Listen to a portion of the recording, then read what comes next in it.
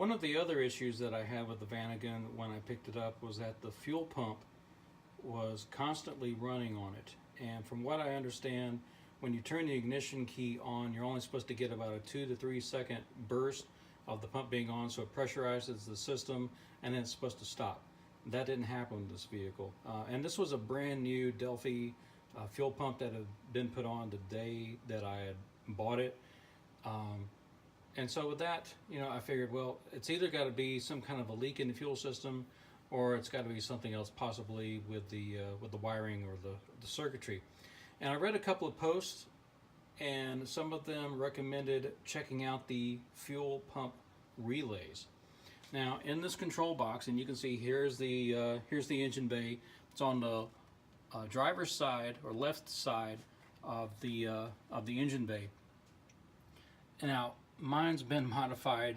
Somebody who serviced the R12 air conditioning system put that big blue sticker on it, but you can see one of the original yellow stickers sticking up there where it says Akchung. So there's 2 tabs on the back of that box, and once you have those released, then the box basically just let's see if we can get that off. There we go. All right. So once you get that lid popped off, then you can see the 2 relays in there. Now, one of the things that I did here, so I tried it a couple of configurations. So number 1, turn the key on, and the fuel pump just constantly ran. I took the fuel pump relay off, which is that right one there, the one closest to the engine. I took it out completely and turned the ignition key on.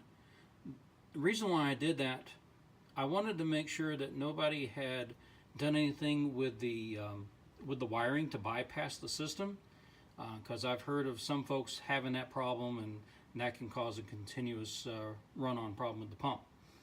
I did not get that, so when I turned the ignition key on, the pump would not turn on and on.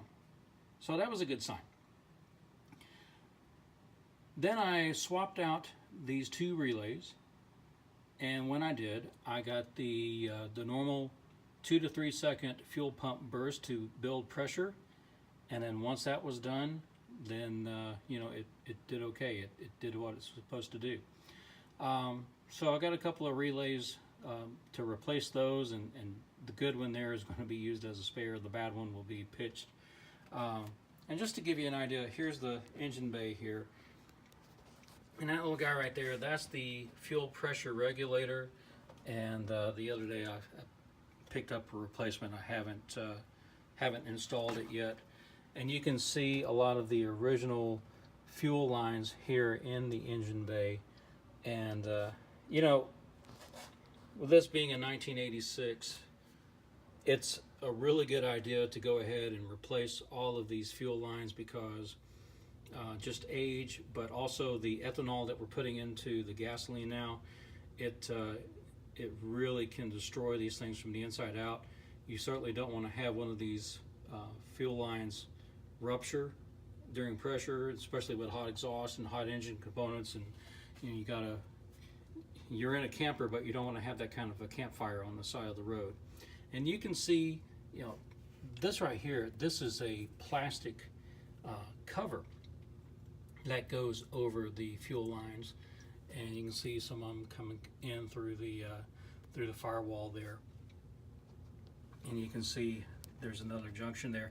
That little metal piece there with the screw on top of it, that's a port where you can test your fuel pressure. I have not done that yet because I wanted to get some other components installed on here. But so the fuel lines and all these little plastic covers, all that's going to be replaced hopefully in the next week. And you can see down here too that little yellow clip there at the bottom. So that's part of your on the fuel injection system, and I've got new O-rings and seals that'll go on that too. So anyway, hopefully another week we'll have new components in the fuel system and see if she's running any better.